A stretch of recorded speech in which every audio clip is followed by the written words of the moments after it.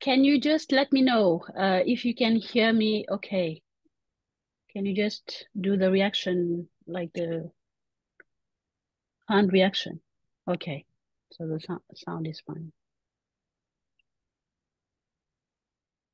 Okay. Good morning, everyone. Thanks so much for joining us for today's webinar. It is our sixth webinar that we are organizing with what you previously knew as the Land, Politics and Sustainability Study Group, that we now call the Land, Labor and Politics of Development Study Group. So this is a recent development. Our study group has decided to rename itself in order to cover all the topics that we have been addressing. We have also welcomed a new co-convener, which is Dr. Mihika Chatterjee from the University of Bath. And we have an outgoing convener, which is Professor Colin Marks of UCL, who has now left the convening team of the study group. So thank you so much for joining us for today's webinar. The topic of the webinar is Decolonizing the Land of the Pure, Agrarian Questions in Pakistan, and it is delivered by Dr. Noaman Ali, who is a lecturer at the University of Bath. So Dr. Ali's presentation is drawing on historical and contemporary fieldwork, and he examines how agrarian relations in Pakistan are shaped by colonial and neo-colonial international dynamics. However, engaging with recent articulations of decoloniality, he warns against blanket valorization of pre-colonial epistemologies, which could also often be oppressive and exploitative. Instead, he draws on decolonial praxis, on the decolonial praxis of Pakistani Maoists to critically consider the politics of agrarian reform in Pakistan. So for those of you who don't know Dr. Noaman Ali, he's a lecturer in international development at the University of Bath in the UK. And previously he served as an assistant professor of political economy at the Lahore University of Management Sciences in Pakistan. His research concerns underdevelopment and dependency with a focus on agrarian political economy, political ecology, social movements, and radical theory in Pakistan and South Asia. Noaman's academic work has been published in the Journal of Agrarian Change, Comparative Studies of South Asia, Africa, and the Middle East, and Rethinking Marxism. He has also written for the Boston Review, Discourse, Jamhoor, Tanqeed, and Basics Communities News Services. He also hosted the Introduction to Political Economy podcast. He tweets at Noaman G Ali for those of you who are on social media. And I am pleased to be here with you. I am Rama Dieng, the co-convener of the Development Studies Association, Land, Labor, and Politics of Development Study Group. Noaman, are you with us? Yes, I hope so. Okay. So over to you. You have 45 minutes for this lecture. And after that, we will have the session of question and answers. If you allow me, I just want to take a minute to thank Noaman, who, despite exceptional circumstances that I can't share, is able to hold this webinar. So thank you so much. And over to you. Yeah, thank you so much, Rama, for organizing this and for I very much admire that you also, through exceptional circumstances, keep carrying on at such a high level. So I'm thankful for that. So the title of my talk, as Rama said, is Decolonizing the Land of the Pure, and originally that was decolonizing the land.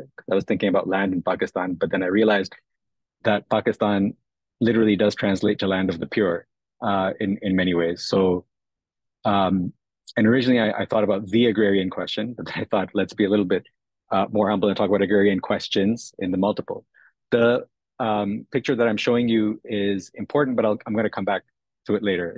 It's important for me, but hopefully I'll come back to it later. Because of the kind of exceptional circumstances that Rama described, what I'm going to try to do is share thoughts with you about certain things more so than something systematic, and hopefully that'll help. You can help me make sense of things as well.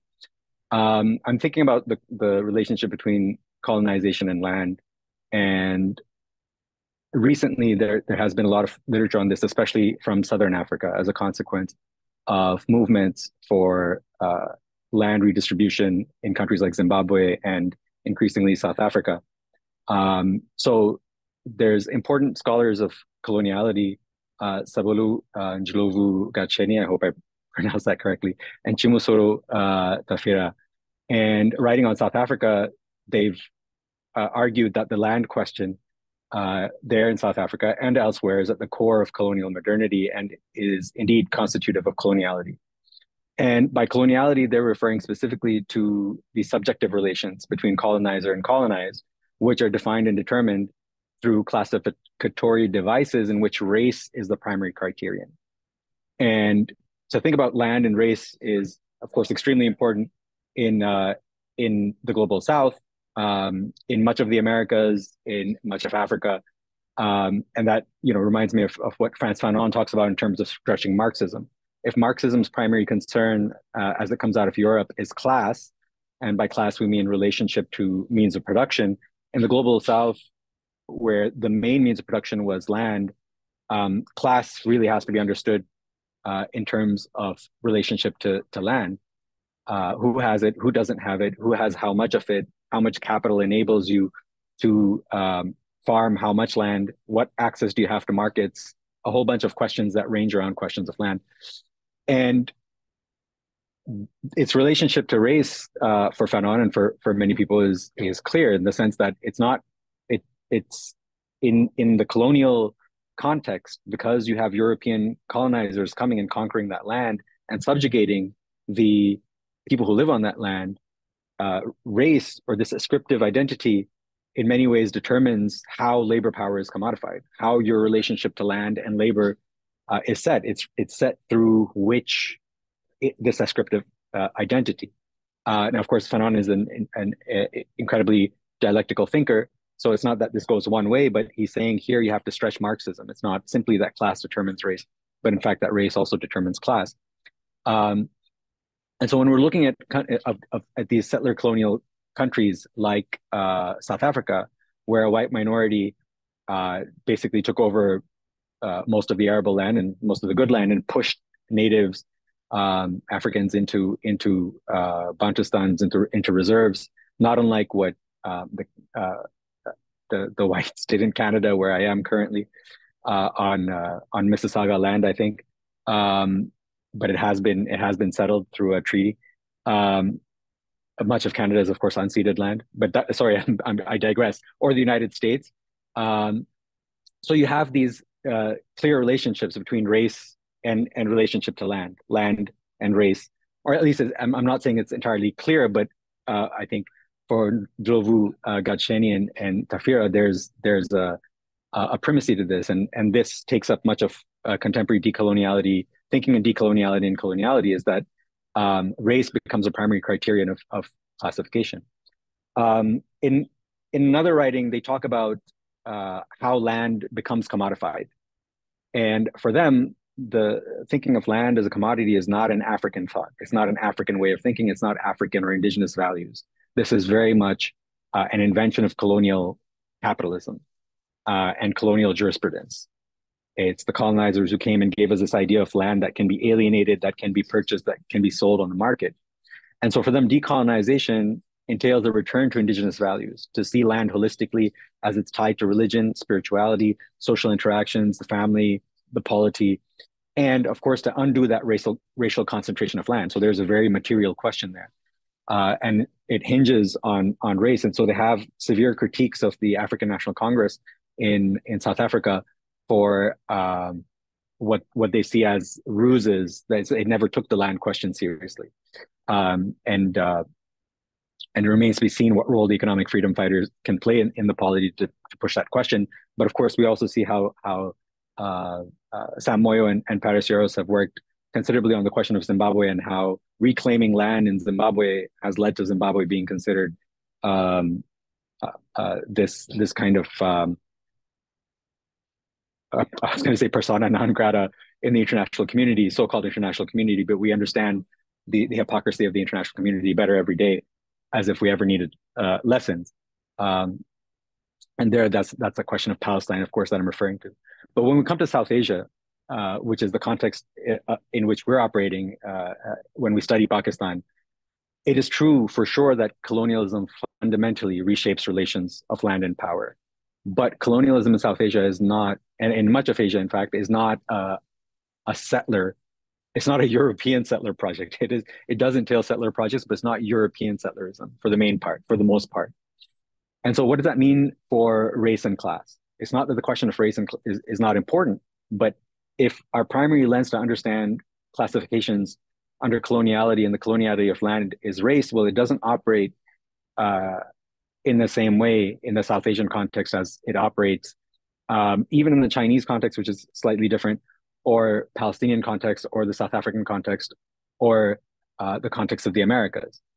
Um, and the relationship between land and domination, in their case, they're talking about private property or land as a commodity. It is true that the concept of private property is systematized by the Europeans, by the British in India or colonial South Asia. But there's a lot of historical work that shows that land was becoming this kind of thing that could be alienated, purchased, exchanged. So it was being commodified, maybe not in a capitalistic, in the sense of European capitalism of private property, but beyond the question of property and market commodity and land, um, the relationship between land and domination in South Asia is not a colonial invention. We had class structures, we had domination based in caste long before. I'm sorry to say, long before the colonizers got here. They didn't teach us how to be awful. So there's something different. If we go with Ndlovu Gachenian framework, then there is something distinct about South Asia when we think about the colonial. So the questions that I'm asking are, how do we think about land and the persistence of the colonial in South Asia? And how do we think about land and decolonization? So I'm just going to share thoughts in what remains. And to do that, to think through these questions, I went back to the question of the Mazdoor Kisan Party. The Mazdoor Kisan Party is a Marxist-Leninist organization in the 1970s in Pakistan. It was the largest communist party in the country in that decade, the decade of radicalism. And it was the party that had the greatest influence in rural areas. And its influence was also the greatest in rural areas, when that included leading militant struggles, armed struggles as well of peasants against landlords and landlord domination, especially in the Northwest Frontier Province, which is now Khyber Pakhtunkhwa, and in South Punjab, but also in other parts of the country. For the Mazdoor Kisan Party, which drew heavily on Maoism and the practice of the Communist Party of China, but not just the Communist Party of China, it was also looking towards India, debates in the communist movement in India, and debates and in fact to African thinkers as well. The Mazdoor Kisan Party in some ways even helped or people linked, or Ejaz Ahmed, who many of you may know, was at that time linked to the Mazdoor Kisan Party, and he helped translate works, including the works of Amilcar Cabral, which could be drawn as a resource on to do this. So in other words, in other works, Shahzab Raza, my collaborator, and I have argued that the Mazdoor Kisan Party was exemplary in terms of a worldly Marxism, which meant that it universalized Marxism through attention to particular contexts, as opposed to imposing simply a Marxist, preformed Marxism upon its reality. So for the Mazdoor Kisan Party, drawing on Maoism, two categories were extremely important, and they entailed the immediate line of struggle, which for them was a new democratic or people's democratic revolution. One was the question of semi-colonialism, which they understood not just in economic terms, not just in social terms, but also in political and cultural terms. So Ishaq Muhammad, one of the key leaders of the Mazdoor Kisan Party, often talks about how, we still have British political structures, but also our language is English. The language in which our ruling class communicates is English, which then separates it from the masses. And just the way that we imbibe knowledge is severely influenced by imperialism and colonialism. And secondly, the question of semi-feudalism, which is of course a contested term in agrarian studies. For the Mazur-e-Khasan party, they were very clear that the Pakistani revolution, the People's Democratic Revolution, would be a peasant revolution. And I'll rather than break this down on their own terms, I wanted to use these categories or some of the readings that I've been drawing on to think about how the Mazur-e-Khasan party addressed the agrarian question, influenced somewhat by some of the work of Max Eil, for example, when he talks about does the Arab region have an agrarian question? And in recent times, in recent years, there's been an emergence of exciting work by young scholars who are looking at agrarian questions in Pakistan and rural questions in Pakistan from a critical lens. And so what I'm just going to do now is share some of my thoughts by bringing the Mazur-e-Khasan party stuff into dialogue with some of the work of recent scholars. And although I would neither include myself neither in the category of young or exciting, also drawing on some of the work that I'm doing. So I hope that that's useful. Now, one thing that I wanted to share with you is I was looking at one of the journals, the bulletin of the Mazur-e-Khasan party. Mazur-e-Khasan party, by the way, means Workers and Peasants Party. So it's a party of the workers and peasants. And in one of their bulletins, I came across, which is from 1972, so this is 50 years ago, I came across this discussion, as you can see, misspelled as ecology, and the question of air, water, and pollution. And this passage is talking about how capitalist production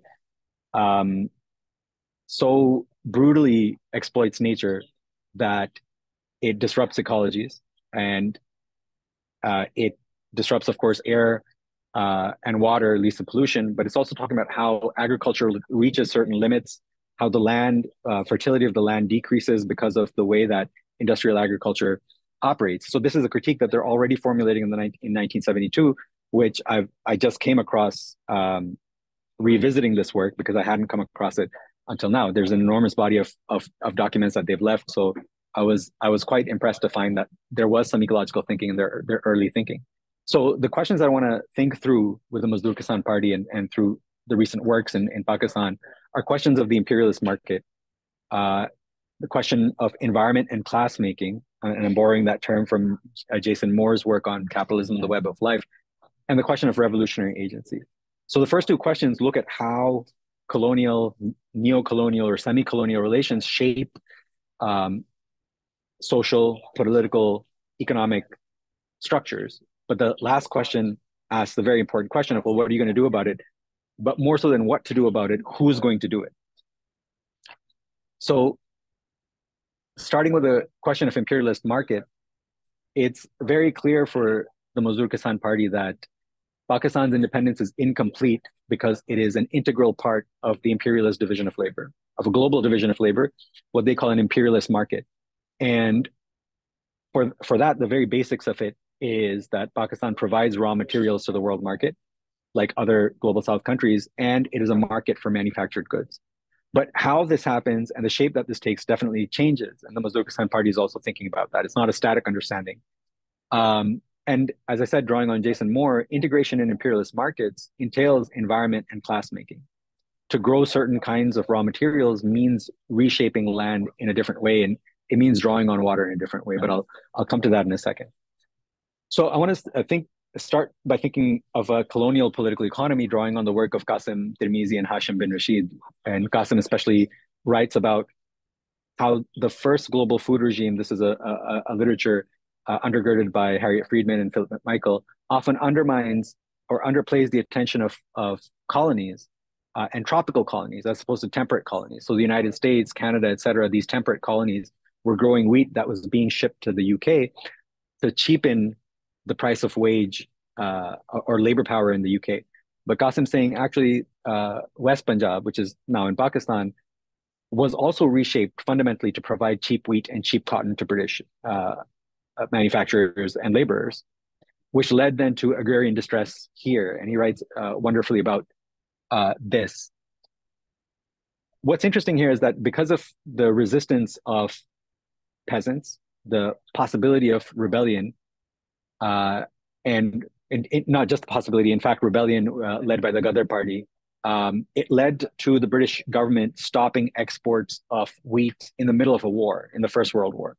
Of course, there were other issues as well, a pandemic that wiped out millions of people. Of course, we know in the Second World War, Winston Churchill enabled the millions of Indians dying, didn't stop the export of wheat. But in the First World War, they did put a stop to the export of wheat because they were afraid of their stability. Now, I think we can think about a second neo-colonial food regime, which I won't go into too much. What I want to do is push that to think about Pakistan's position currently in what maybe from the Pakistani perspective is not a colonial but a semi-colonial food regime. And what I mean by semi-colonial here is drawing on Mao Zedong. A neo-colonial formation you can think of in terms of how a singular imperialist power dominates. But in a semi-colonial formation, Mao Zedong is talking about China, there's multiple imperialist powers that are engaged in the country. And as a consequence, the ruling class is also fragmented. And as a consequence, the polity itself is fragmented along alliances to multiple imperialists.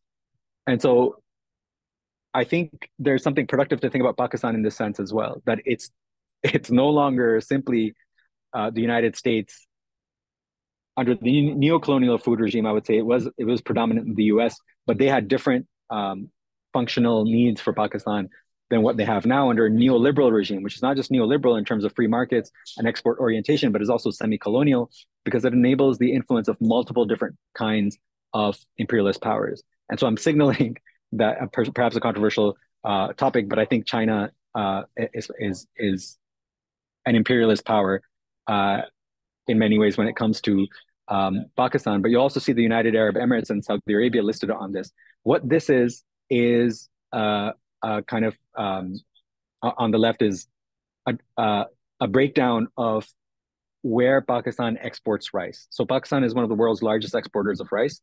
60% of rice produced in Pakistan is exported, and the number one buyer is China. But then you'll see that the Gulf countries also play an exceedingly important role. If you take them all together, then they're the second most important buyer. But then if you look to the right of the graph, the African continent is also an extremely important importer of rice. And in the middle, of course, there's Europe and North America, which import some of the higher quality rice, basmati rice.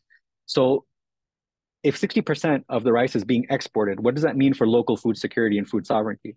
Well, we spoke, me and my collaborator, Arfan, we went to Sheikhupura district where rice is produced, and we spoke to a landless rice trader, and we asked him the question, what do you think about exports of rice? And he said, exporting rice does us no good because we can't afford it. And in Punjab and in Sindh, in much of Pakistan, the people who are directly primary producers of rice, laborers and sharecropping tenants, literally cannot afford the rice that they are growing. So what they get is kind of secondary products or byproducts of the processing stage, and they turn that's what they can afford. So in general, the rice in Pakistan becomes a luxury good and an export good. And it embodies hidden subsidies, we've argued in our work, of labor, both productive and reproductive labor, and of ecological resources, because rice is incredibly water intensive. Now, one thing that Qasim Tirmizi's article made me understand is that Pakistan does protect wheat in the sense that it doesn't export wheat. It doesn't allow for exports of wheat. It controls the price of wheat. But controlling the price of wheat, that protectionist policy, seems to me to be the precondition of the rest of what we do with our agricultural goods, which is orient them towards commercial corporate farming, like potatoes to produce chips, amongst other things, rice to export, or to so that we can or mangoes or fruits, which we want to export.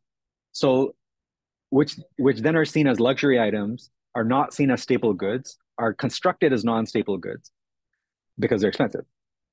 So there's issues here. And the interesting part of this, when we ask some people, well, can't you just stop producing rice? If there's no water coming to you anymore, and in many cases water is scarce, then why not stop producing rice?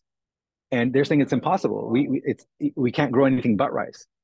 And we were sitting and speaking to people in an agricultural input store, and literally everything was oriented towards the production of rice. So it's not just the supply chain going outward, it's also the supply chain coming inward. Seeds are coming from China, fertilizers are coming from China and Western countries that are oriented towards the production of rice. So if you want to decolonize this semi-colonial food regime, not only are we thinking about stopping exports, we have to think about how do we that input supply chain also needs to be completely reshaped. That's just a map of where rice is produced. So I was discussing some of the issues of food security and food sovereignty, which are also important questions. But as my discussion has already gone towards how, as a water intensive crop, how the use of water is reshaped and how water scarcity reshapes people's relationship to the land. And that comes to the questions of environment and class making. So here, the concept of primitive accumulation is extremely important because a lot of what happened when we're talking about coloniality and land is under colonialism, there was enclosure of common lands and there was resource grabbing, land grabbing, water grabbing, and mineral resource grabbing for colonial uses. And so in the MKP, there was, especially towards the latter half of the 70s, there was an extremely important requirement or encouragement towards comrades to pay attention to specificities of the of what they called class geographies of land and power. What does class actually look like in particular parts of Pakistan? Because sometimes we generalize with terms like semi-colonial and semi-feudal, but actually Pakistan is a whole bunch of different nationalities, nations, and places that come together under one colonial kind of umbrella, or preceding that, various empires. So primitive accumulation looks different. For example, there's a typical or one way of thinking about it is much of the land in Punjab used to belong to indigenous pastoralists who were displaced from their land, and that land was reshaped through canal colonies, through the enclosure of water, which I'll talk about in a second, and that then became necessary so that that land could be cultivated by by settlers who were brought in from Eastern Punjab. Now, these are not European settlers; these are Indian settlers who are now Pakistanis. Many of the Pakistanis who are in Pakistan are actually settlers from Eastern Punjab, and they now occupy Western Punjab, and they're now part of the social fabric. And there's not just true of Punjab; it's also true of Sindh. And in fact, the Northwest Frontier Province, however, has a similar dynamic where these kind of what the English code as barren lands or wastelands, they enclose rivers and they build canal colonies. But there, it's not that the landowners are people who are brought in migrants, but it's actually the people who work the land are migrants who are brought in from so-called tribal areas, whereas the landowners are local. So then that produces a class relation and a tribal relation. Labor is commodified on the basis of tribe here, where the people who are working are migrants, and the people who are owners, who do basically nothing, are sitting on top. And in this way, the Mazur Kisan Party and activists in the NWFP told me that when they would go around telling people to join the peasant movement, and people would say, well, this is God given. They quoted the Quran where وَتُعِزُّ مَن تَشَاءُ وَتُذِلُّ مَن تَشَاءُ. God is the one who grants people respect, and God is the one who grants people disrespect.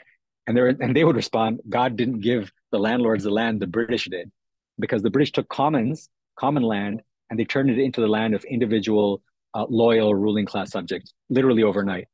In other parts of Pakistan, however, the British brought in landlords. They didn't have to create landlords because it already existed. And that's true of many parts of Sindh. So this is what I mean, is that our pre-colonial or indigenous epistemologies aren't necessarily liberatory. They can be quite oppressive. And here, one thing that was important to the Mazur Kisan Party's analysis, as I said, they paid attention to how tribe commodified labor. But in other parts of Pakistan, the operative category was not necessarily tribe in the same way, biradari or zat. Zat as in caste, which we often associate with India. But for the MKP, it was extremely important to understand that caste was central to the consolidation of land relations and power in Punjab and in Pakistan in general. Now, coming to the question of water, this is Ehsan Kamal's argument, which I found really compelling, is that we think of land in terms of enclosure, but not water in terms of enclosure. And what the British did in terms of their environment making in Pakistan was enormous conquest of rivers and building dams, building canals, and just completely reshaping the ecology of the entire region. In fact, David Gilmartin's spoken about this, but Ehsan speaks about this quite eloquently in terms of the enclosure of the river. My collaborator, Muhammad Arfan, has also spoken about how land is meaningless without water. And Arfan is also a close reader of the Mazur Kisan Party's documents. And this is Ishaq Muhammad, one of the leaders of the Mazur-Kisan Party in 1973, talking precisely about this question, that actually it's not about land so much in Pakistan as it is about water. If you don't have water, the land is meaningless. And as a result, when canals were dug out by the British, hundreds of thousands of acres of good lands became available to the government to distribute as it wished. So the government, the colonial government, enclosed this land, and the post-colonial government has continued this, or we should say the neo-colonial and now the semi-colonial government has continued this. And when we're talking about of rice as an export crop and a water-intensive crop, whose cultivation has grown 40% over the last decade, that entails reshaping people's relationship to water. And so the World Bank and the Asian Development Bank give us programs which promote the export of rice. Then they give us loans to build and reshape irrigation infrastructure. And then the irrigation infrastructure gives us floods or exacerbates floods. And then we're caught on both ends. Neither are we exporting what they're telling us to export, and our lands are inundated. So there's important issues there as well in terms of how this export orientation relies on what I would argue are semi-feudal relations of production in Sindh, especially in terms of a lot of that land is cultivated by sharecropping tenants who are also politically disempowered in important ways. So it's in this way that when we first talk about how an imperialist market reproduces a kind of semi-feudalism, it, in a sense, continues to do that. Integration into this imperialist market, an inter-imperialist rivalry driven neoliberal global market is reproducing or reshaping existing relations of production, which in some cases are semi-feudal, not all cases. There's also questions of what we might call reverse enclosure. Pakistan did have famously 2 or 3 land reforms. One of them didn't go through. But Ishaq Muhammad, again, when he's looking at those land reforms and the Mazur-Kisan Party is looking at those land reforms, they understand that less than actually redistributing land, this is more about encouraging those big landlords to shift from less productive ways or less intensive ways towards adopting technology, which mostly only the rich can afford, which would enable land concentration and also create labor reserves by pushing tenants off of the land and turning them into wage laborers who would then be available as a labor reserve to capital. In fact, they did become available for Gulf outmigration not long thereafter. And here I point to the work that Hadi Akhtar Khan is doing on looking at how outmigration is restructuring rural livelihoods. Again, just thinking whether or not going to go into that in detail.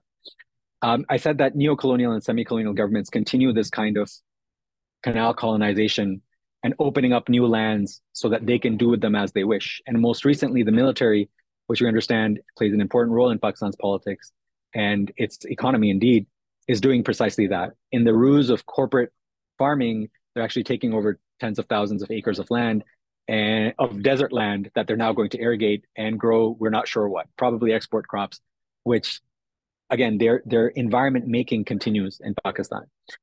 Another way that I've been thinking about this and drawing on work with Aisha Ali and Aisha Shahed on the rural-urban kind of frontier is real estate has become extremely important form of accumulation in Pakistan.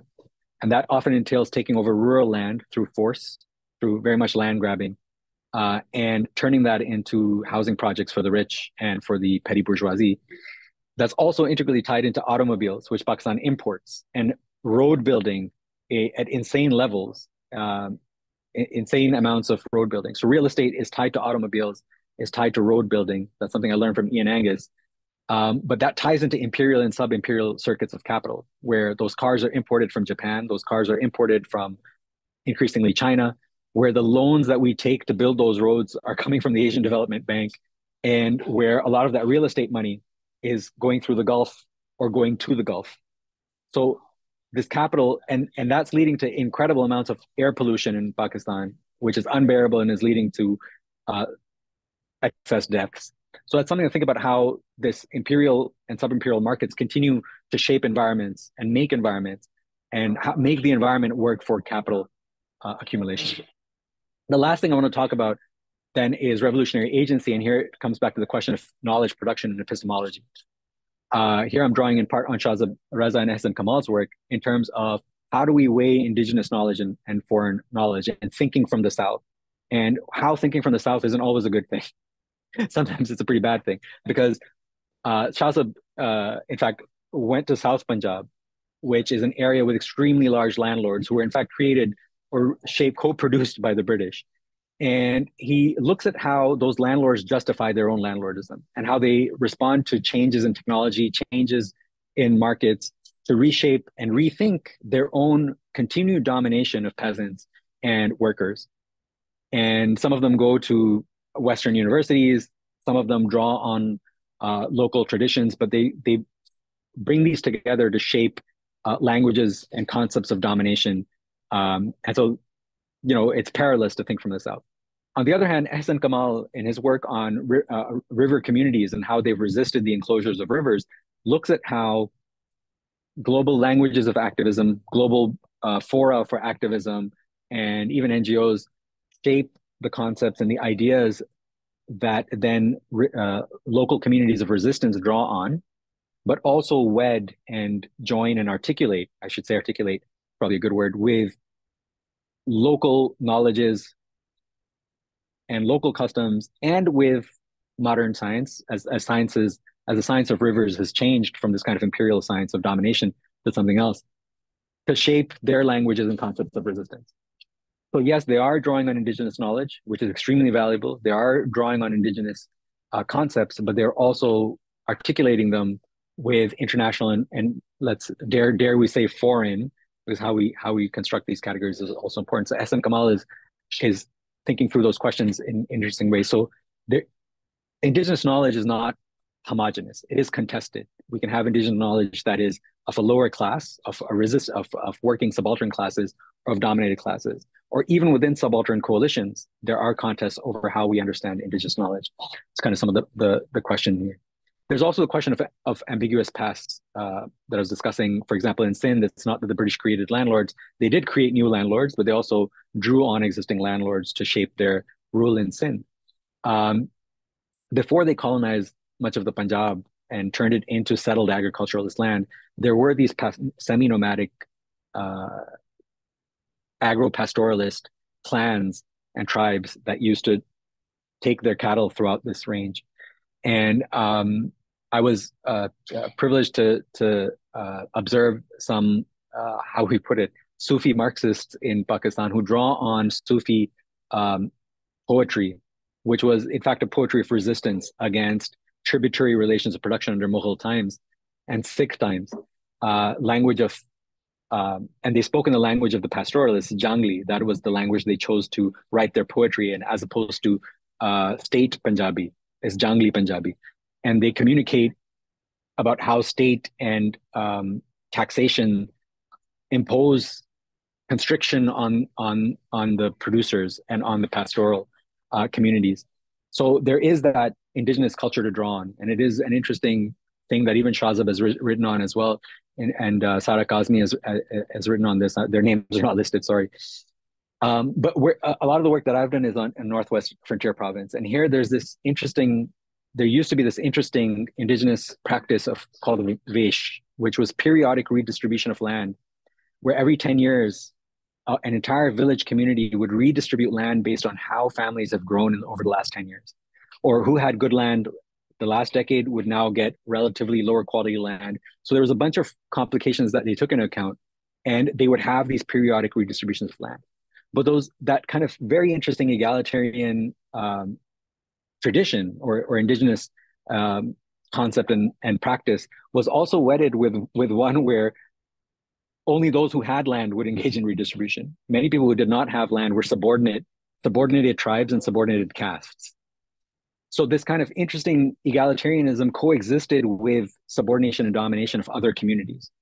So our indigenous knowledges are not free of ambiguity. And another way, a lot of the periodic redistribution of that land was vested in patriarchal households. So women didn't have that kind of relationship to land that men were allowed to have. So yes, we have this practice of egalitarian redistribution, but it's also tied to patriarchal domination and other forms of domination. So again, and here the most interesting thing is, again, Isaac Muhammad writing for the Mazur Kisan Party says, listen, our indigenous culture is amazing.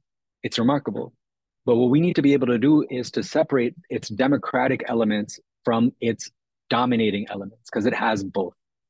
And how we do that is precisely through the articulation of a foreign knowledge that is Marxism, and especially as it comes through Maoism, which enables us to use class as a lever through which we evaluate in some ways our indigenous knowledge, and indigenous knowledge is a way through which we evaluate how class relations and class knowledges are done. Which leads to kind of this final question, which I don't want to elaborate on too much, but this is maybe a debate as I'm reading the work of comrades and colleagues that's shaping up in Pakistan's agrarian studies, that what do we do with class differentiation within subaltern classes, or how do we even draw the boundaries of the subaltern? Who is a subaltern, who's not a subaltern class?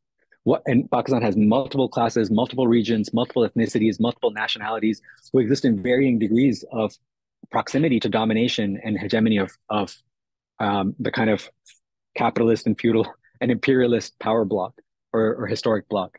So here we have a debate on the so-called rich peasants or capitalist farmers, whether or not that term is even applicable in Pakistan. So I would argue that yes, we do have capitalist farmers, but my friend and comrade Hashim bin Rashid respectfully disagrees with me, and he thinks that we actually need to think of agrarian producers in a slightly different way, rather than coming with, perhaps I have preconceived notions of a revolutionary subject who is a proletarian, whereas Hashim is saying, I'm not saying, I'm caricaturing my own position for the sake of debate.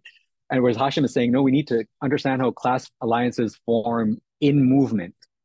And yes, we need to appreciate the diversity and contests that exist within subaltern class coalitions, but rather than imposing from a preconceived revolutionary subject. In fact, this is a debate that actually ripped the MKP apart in the first place.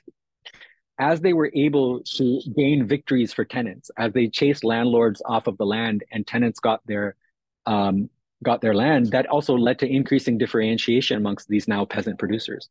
And so some parts of the party argued that richer peasants were now dominating landless laborers and poorer peasants. And so we needed to think about poor peasants and landless laborers as revolutionary subjects who needed self-organization, facilitation of self-organization. Whereas other parts of the party were saying that is introducing unnecessary fragmentation. We need to think about class alliances as they form in movements. So that kind of debate that was happening 50 years ago still exists in a different form. And it continues to inform the way that we think about this. But of course, the question of the revolutionary subject extends beyond this, what I'm talking about here, to incorporate questions of nationality and ethnicity and gender, which I've not included here. But I think I'll take that as my opportunity to come towards a conclusion in terms of this analysis of the MKP and how they understood the agrarian question as integrally related to the national question. That is, the reason we can speak of semi-feudalism is because Pakistan is semi-colonial. If you remove that semi-colonial aspect, that semi-feudal aspect doesn't really make sense anymore. You have to think about it in a different way. And what that means is that if we want to defeat imperialism today, it's integrally related to an agrarian program. Which is to say, in a way, to come back to the original question of how do we think about the colonial in Pakistan? And so thinking through the MKP, what I've tried to do is show that we need to think of the colonial not simply in terms of race, but actually in terms of other ascriptive identities that do exist here. Race is important on an international scale, but within Pakistan, we have questions of caste, tribe, gender, and how Pakistan's integration into an imperialist world market reshapes environments, reshapes ecologies, and with that reshapes questions of caste, ascriptive identity, ethnicity, nationality, gender, and of course our ecologies. And leads us to think about enclosures in a new way, leads us to think about, I don't know if it's a new way, but certainly people are thinking about these in new ways. And I think reinforces for us that we cannot understand Pakistan without understanding its place in the global division of labor and without understanding how that informs who we understand the revolutionary subject to be and the utility of indigenous knowledges and their combination with foreign knowledges as we proceed. So that's what I've got. Thank you. Oh, and I said that I was going to come back to this image in the front. So allow me to explain this and what it says.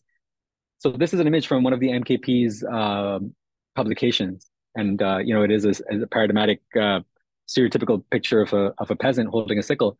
Under his arm, it says Azadi. Azadi means liberation or emancipation. And under his chest or torso, it says, Jera wahe uhi kave. And Jera wahe uhi kave means whoever tills shall eat. So in a way, land to the tiller. Whoever tills should eat. And this saying actually comes from a Sufi insurgent um, guide in the 18th century, I think, who was combating landlords in the Sindh, who was organizing peasant communes long before they thought of doing that in Paris. Uh, they were organizing communes in Sindh to combat tributary relations of production. And that is the kind of encapsulation of all of these trends, tendencies within this. And of course, that star represents Marxist socialism. So thank you.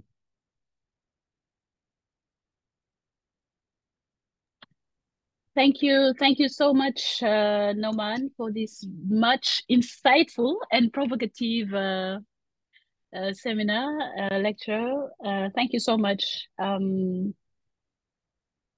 I think I have gathered quite a few things from your presentation. But before opening the floor, maybe congratulating you again for being able to deliver this seminar under these exceptional circumstances, and a provocation as well from me.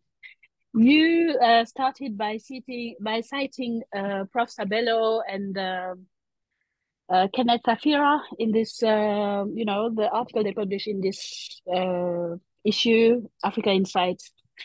And you started by agreeing with them that we need to rethink the coloniality of markets, rethink what coloniality means, etc. And then ended up by disagreeing with them. What are indigenous epistemologies, in fact? And is it always a good thing to think from those indigenous epistemologies? So I just cite them. The last sentence of their article is, our task, no, let me go even further. From the knowledge of seed, their selection, preservation, and storage, and disdain from monoculture agriculture, to emphasis on diversifying farming, harvest habits, wildlife, livestock, and natural resource management, Africans not only possess esoteric knowledge, but deep science. Our task is to advance, elevate, and defend our knowledge and counter epistemology informed by Euro-American hegemonies. Our very survival depend on this fact. So, what are your thoughts on this? Because they are not per se saying that all indigenous epistemologies are good. They are saying that there is a dominant form of knowledge. There is a form of epistemic violence which arises from the non-consideration of other forms of knowledge. So, what are your thoughts on that last sentence? Just provocatively. And if you have questions, please raise your hand and we will take them in a minute. Thanks. Should I respond? It's not a provocation. I agree with them completely. I don't disagree with them on that. No, I was just raising that complication of race and how understanding that their perspective on indigenous knowledge is complex, but I think too often in the field of decoloniality it gets flattened. And so I was just pointing to that. Thank you so much, Noman. In the room, if you have questions, comments, everything is welcome on this very insightful presentation we had from Noman today. Please raise your hand if you want to ask a question or make a comment.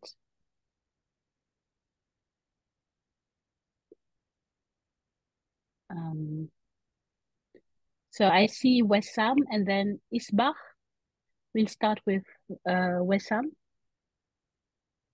I'm really sorry, but I'm in a student area because I didn't have like a place to take the meeting and I was like rushing. But I want to say thank you, Noaman, for your presentation. It was really insightful. I think to go wherever I know someone's going to be talking about decolonial literature anyway. But can you guys hear me clearly, or is it? No? Yes, we can hear you. We can hear you. Okay. Yeah, so I think there were so many questions that I had and a lot of commentary as well because I like the presentation style and to be honest, the way kind of the criticisms of the literature. But I think the question I have would be about, did you find it challenging throughout the research process? I don't know if this is one project or cumulative like work that you've been doing, but in the process, have you found it difficult to reflect on any kind of, I think they call it an internalized imperial eye, that some academics, maybe like ourselves, that are working with the neo-colonial institutions in the global north, that we might, like we might have these challenges reflecting. And so I'm speaking personally, like I notice myself in the work that I'm doing, I kind of have to take a step back and remember the work of some Latin American academics, like some of the decolonial academics in Latin America, and the importance of reflection. And so I was just wondering, yeah, if you have any advice or any kind of reflections on that. Um, and then, of course, other things that I'll probably bomb your email with the questions on theory and recommendations, but just that for now. Thanks so much, Wissam. Are there any other questions? We can take a group of 3 questions and then okay, we have Hibist Kasa. Hibist, the floor is yours. Thanks. I want to thank the speaker for a really fantastic presentation, and to Rama for organizing this. But I just want to find out, in terms of the way in which the quote unquote women question is also framed within the formation that you referred to in Pakistan. And I would also like to understand, because I think it's really fascinating and important, the way you are creating a space for us to think, provoking us in our thinking. But I think that with an aspect of trying to understand the way class is shaped and defined within what you refer to as a condition of sub-imperialism, or in a situation where you have, if you will, multiple forms of relations of indigeneity also coming into the picture, of trying to understand the way that the peasant formations are also within a movement context as evolving, and all of that in those dynamic conditions. But I just want to understand how you approach the question of class, but differently, because you are grappling with that and trying to frame that around that. And if the gender question could then intersect with that. So contemporary work around gender in relation to social reproduction, for instance, is trying to rethink and reconceptualize the question of class relations, and how you can understand them differently in a context where you have different forms of, because you're trying to complicate the question of colonialism, or drawing in debates that have tried to complicate the question of colonialism. And I think in different parts of, it's not necessarily unique to the question of how it's framed in Southeast Asia, but also thinking about even in the Horn of Africa. That's something that we grapple with, because we've also integrated a lot of the framing around the national question, and embedding it within the agrarian question. And in our terms, it's not just an academic question. Actually, it's raising the possibility of disintegration of entire societies and states. So it's a very urgent matter, and I really would like to hear your thoughts on how those sets of relations can be redefined in new ways, because you are working towards that on some level, and I would like to get some understanding of how you're thinking it through, or how the debates around the gender question have also percolated through those debates, if they have. Thank you. Thank you so much, Hibist, for this very important question. We have Vasundhara. The floor is yours. The floor is yours. Okay. Vasundhara, can you hear me? Can you unmute yourself? Hi. Yeah. Hi. Sorry. I'm traveling, so I'm not putting my video on because I'm like in a cab right now. I hope you can hear me fine, right? Yes. Okay. Thanks a lot. Thanks, Noaman. I enjoyed listening, since despite being right next door, we know and hear and read very little about all our neighbors. Um, this is more a question out of curiosity, which is, you spoke about how you see China as an imperialist power, and you show the graph about that shows how a good chunk of the rice exports go to China. But I was wondering if you could tell us a little bit more about imperialist China in Pakistan and what it's doing, because I mean I'm sure that just the fact of the export uh, is probably not what you're indicating, right? There's more to Chinese intervention in Pakistan that would make you call it imperialist. So I just wanted to know um, what China is doing in Pakistan for it to be called imperialist. Thank you so much, Vasundhara. And Noman, over to you.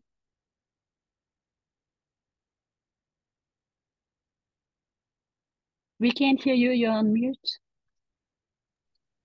Thanks. I'll start with what I think might be the easiest question, which is Wissam's question about internalized imperial I working in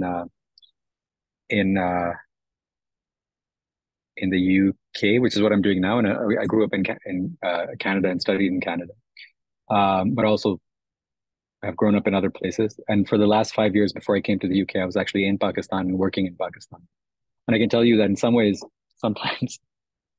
sometimes you've got a lot more internalized imperial I when you're situated in these countries.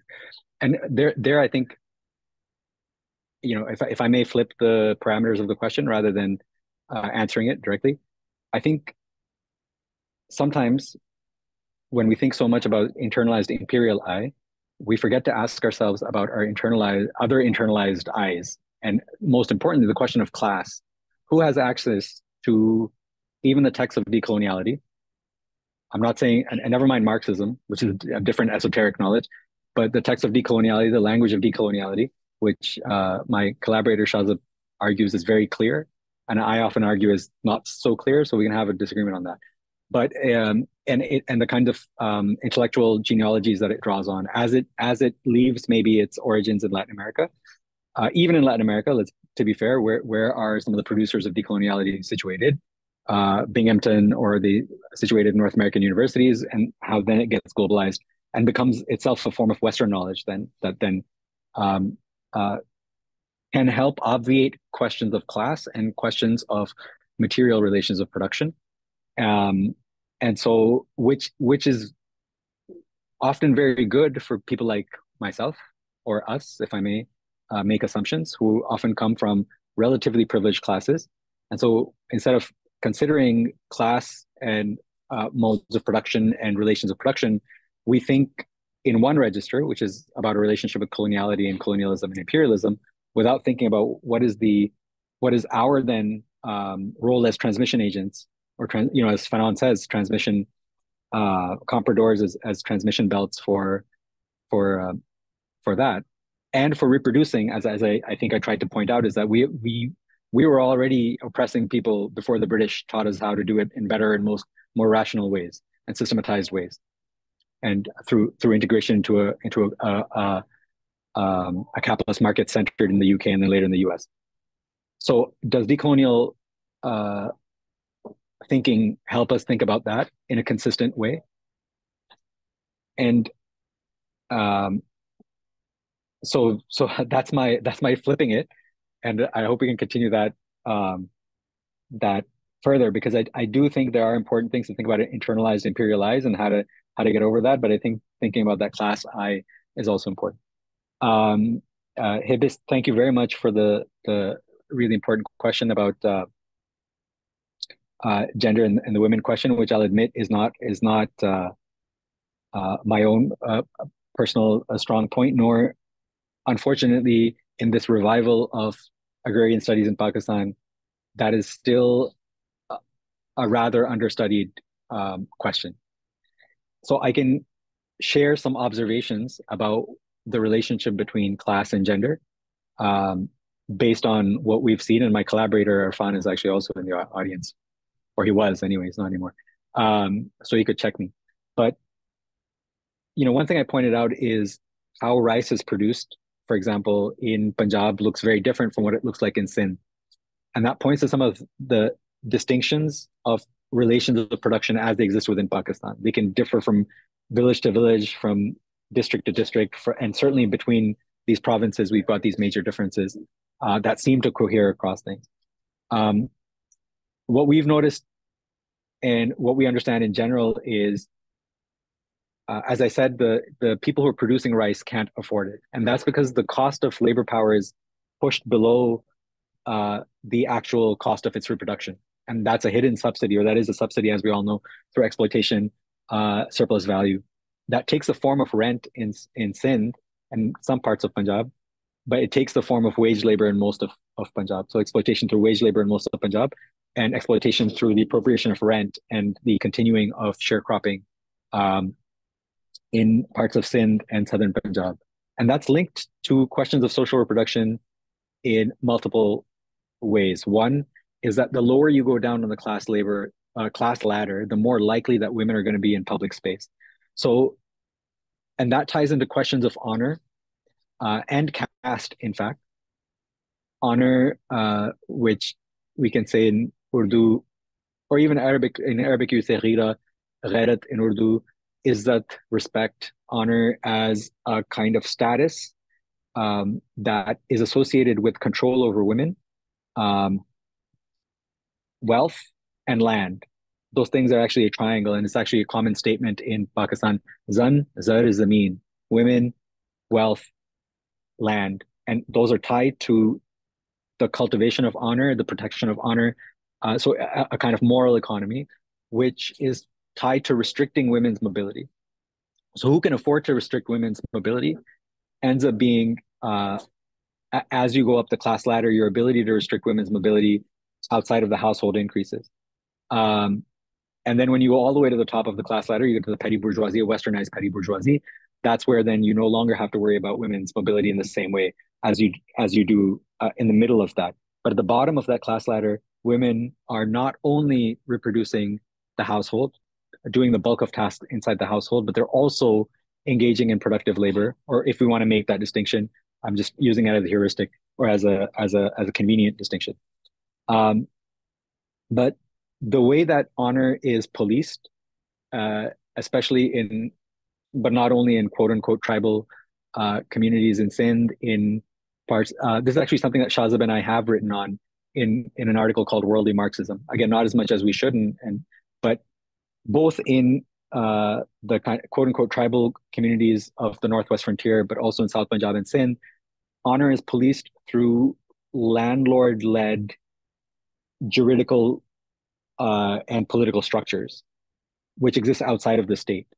So that question of women's mobility, sexuality, restricting it, controlling it, on pain of death, is tied to controlling their labor and is tied to controlling, to reproducing the power of landlords and landed elites, and men in general, but particularly also headed by landed elites.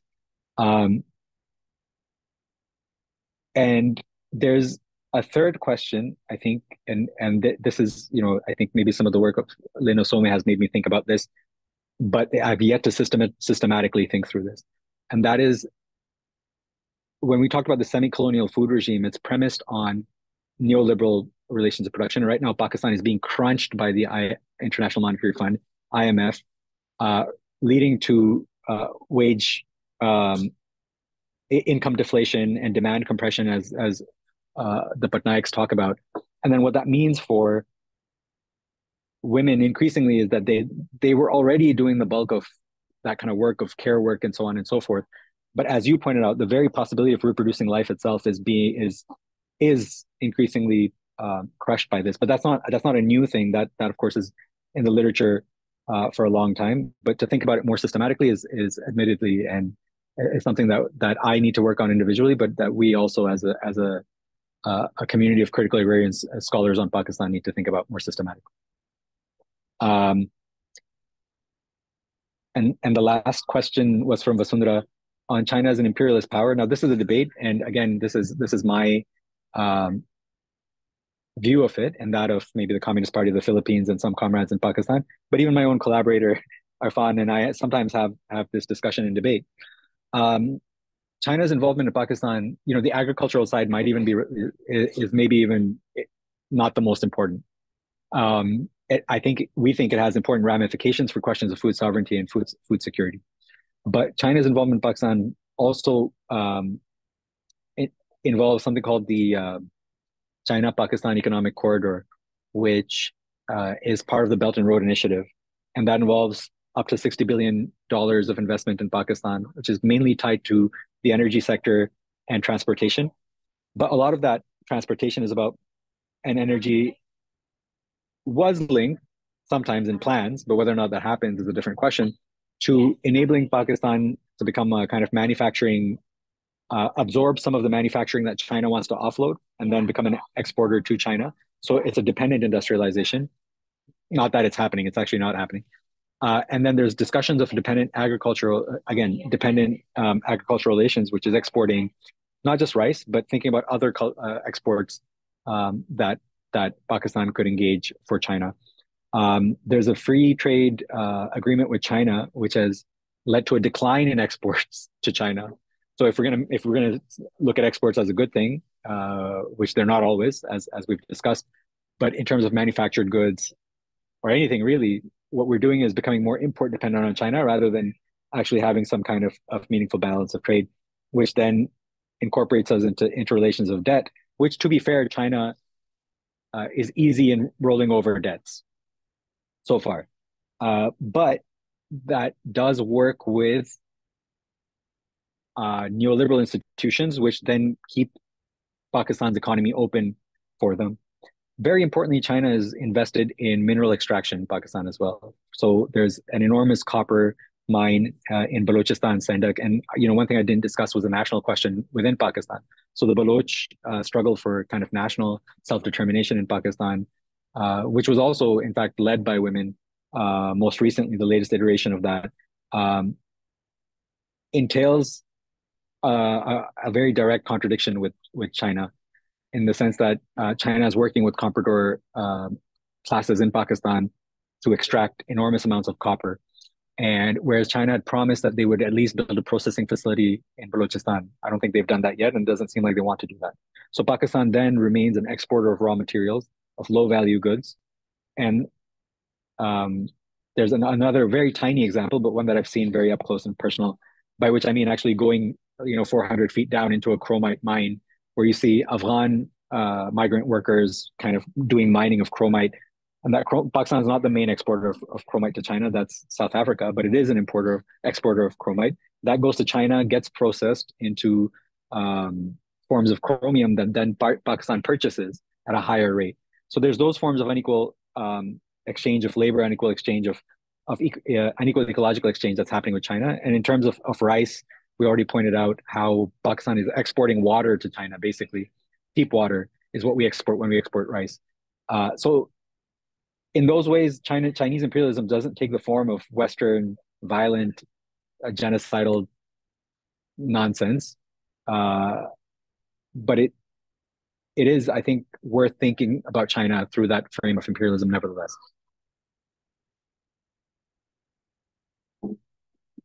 Thank you so much, Noman. I think I saw Kamar Iqbal.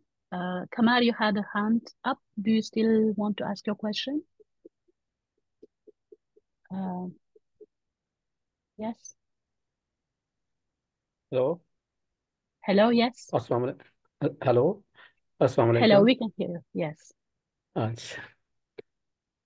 Okay. Okay, I think you are listening. Yes, we can hear you. Yes. I'm sorry I could not see the presentation of Noaman due to electricity failure from my side. Whereas colonizations, my sense, I understood that as you know, all the big cities of Pakistan's, all the surrounding areas, agriculture areas, as you know, and Manalita has been acquired by the colony owners. That has converted into all agricultural lands, which produce agriculture items for the cities, for the farmers, had to convert it to colonies. Whereas I sense, I understand that colonizations about, and I want to describe its bad impacts. First, it has been diminished. It has been ended the small farmers.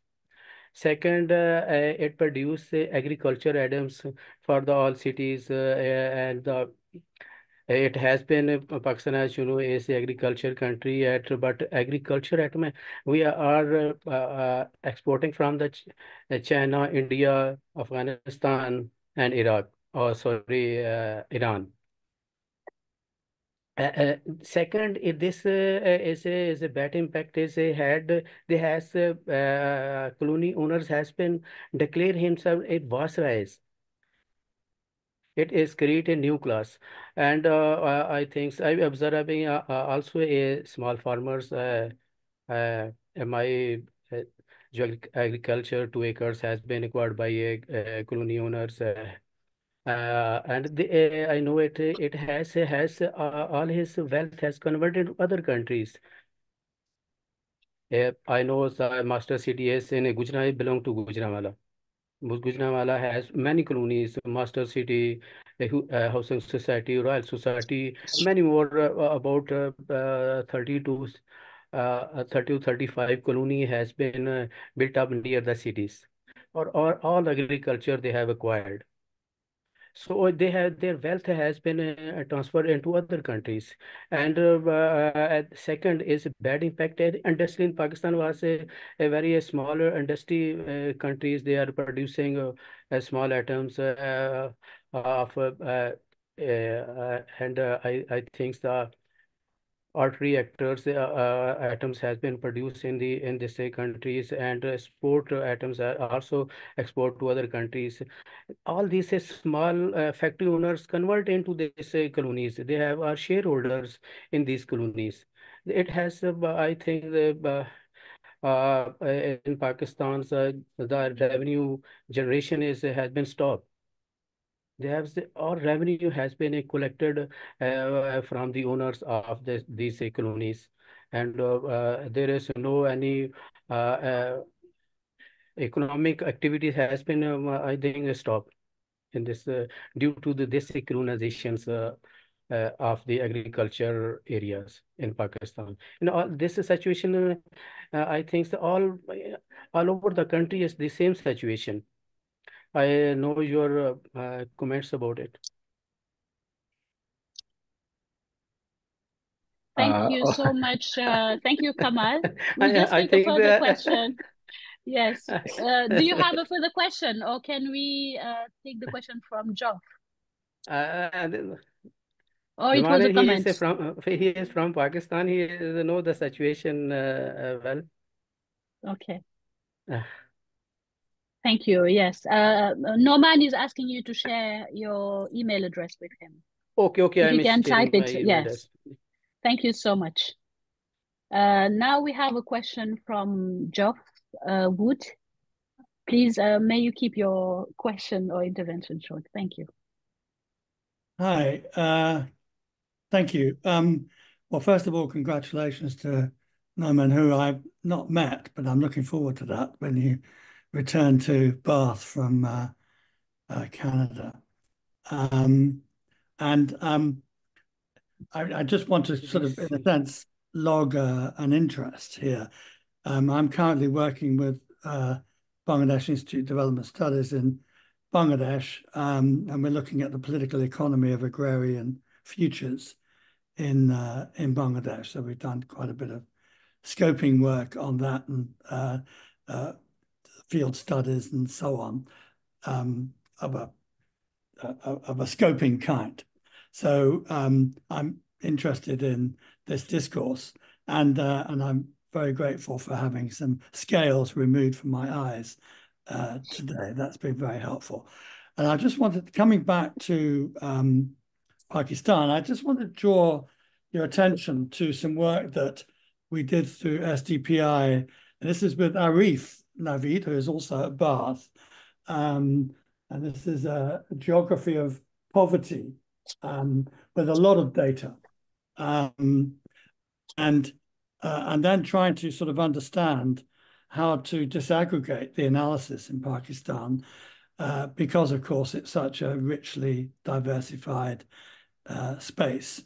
Rightly or wrongly, we came down to zoning into 9 different zones, with the implication that the modes of production vary between these zones in the way in which inequality, poverty, and so on is reproduced.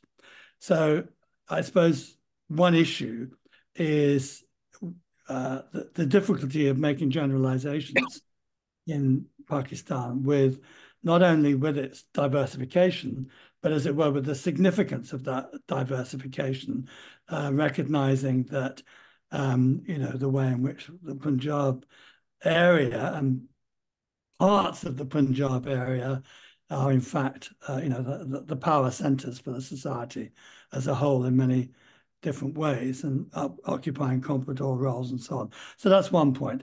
Another point is the looking at the kind of ongoing imperial relationships, if you like, is migrant labor and the power of remittances and remittance income, and the extent to which that is, as it were, disturbing these different modes of production that prevail, and in a sense disturbing, an endogenous analysis of depeasantization of one kind or another.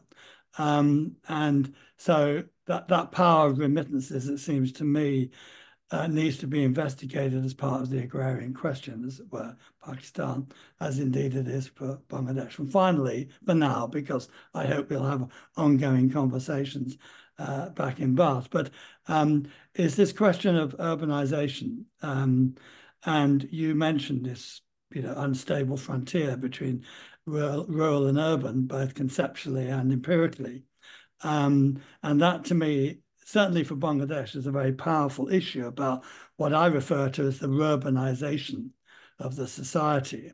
And that's not just a kind of physical observed issue, but also a cognitive observed issue, the extent to which people's frames, mindsets, and frames of meaning and so on are so increasingly urbanized, and the extent to which the element of that urbanization is, of course, also significantly international in terms of aspirations, ways of living, thinking, and where to build movements and where to identify collectivities of protest and all the rest of it. So 3 things, really. One is the disaggregation issue, one is the remittance issue, and one is the urbanization of culture, if you like, issue.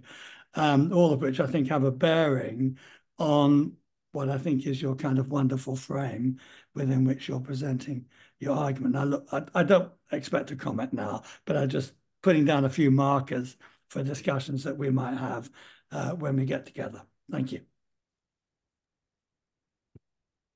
Thank you so much, Geoff, for this great intervention. And thanks also to Kamar. I think the 2 last interventions were more comments and maybe invitations to discuss further with you, Noaman. But in case you wanted to add anything, you're welcome.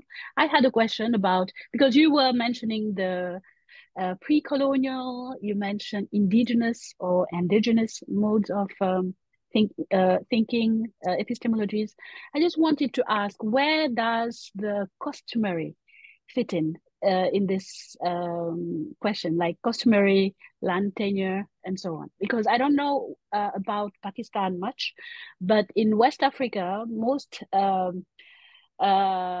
customary land tenure systems that we have and that have now been called traditional are not so much customary. They are, reinvention between colonial, post-colonial, and traditional. And there has been written text, written land laws where often there has been none.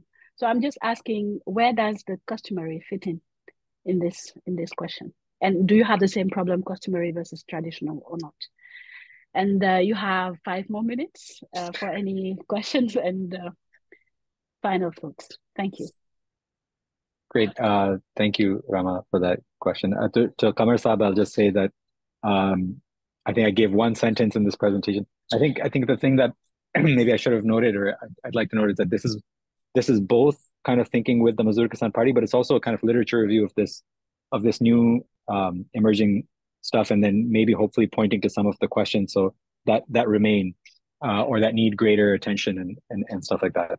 So thank you for your comments, because it's extremely helpful in this. There was just one line on that, but I think you've pointed out all these amazing consequences of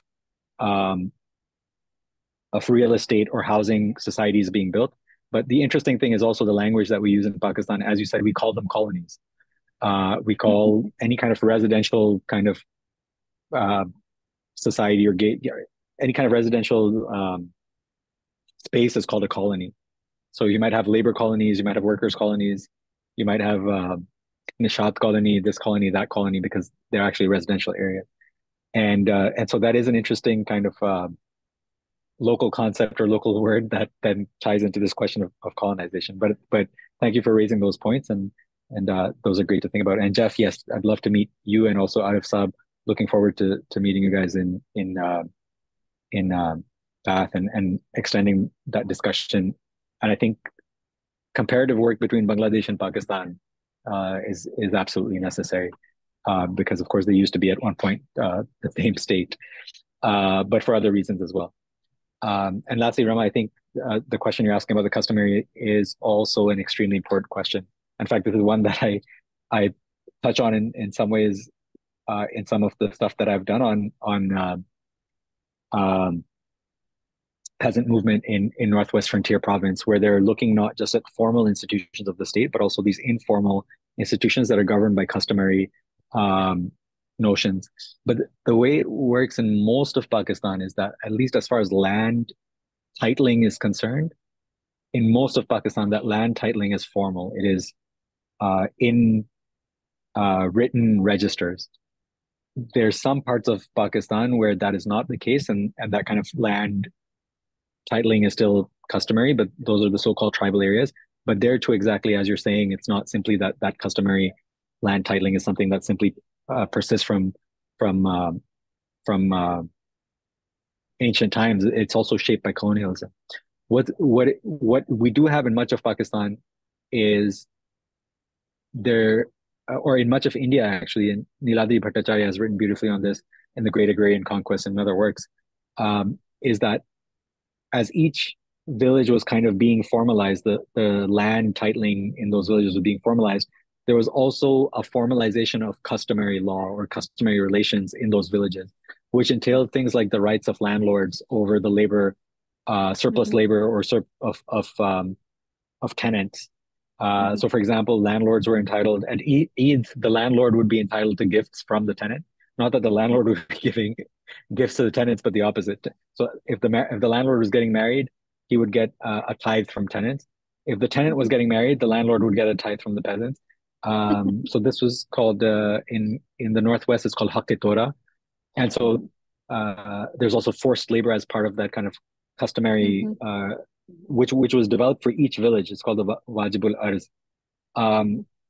And in other ways that it also shapes up is that when Pakistan adopts, in some ways, Islamic inheritance laws, Shariat, we call it Shariat, but of course in Arabic is Sharia. That we can have a discussion about how Islam treats inheritance for women, but it does have a very, it says women will get property. But in Pakistan, patrilineal descent and patriarchal society, women do not get property. They like 99 times out of 100, women will not be inheritors of property. And that is where people will adhere to customary practices and give justifications based on customary law, and even go to court based on customary law. But of course, they'll lose ultimately, because Islamic law will prevail in court. But they go to court as a way of prolonging cases so that they can settle outside of course based on customary law, which excludes the inheritance of women, for example. So there's multiple ways in which customary practices, and I also mentioned how landlords exercise juridical and political functions which are outside of any kind of formalized or legal function. And that is also part of the customary. So yeah, that is power reproduces itself through domination reproduces itself through the customary in Pakistan. That's also something that's a really important dimension of the agrarian question. Thanks so much. Thanks so much, Noaman. So I think analyzing how legal pluralism is also one of the last bastion of, this whole thinking, decolonizing and so on might be interesting. Absolutely. Yeah, and thank you so much for this really, really fascinating seminar. I personally have learned a lot, and I'm sure all the participants in the room with us today have also gathered a lot of insights. And you can see from the comments in the chat box that this is the case. So thank you so much for your time. Thanks for making room for delivering this seminar despite everything else going. We are truly grateful. And if you want to keep in touch with Noaman, please don't hesitate to reach out to him. Noaman, you can share your email if you want in the chat box. And we will also make this recording, if Noaman agrees, available to everyone on YouTube.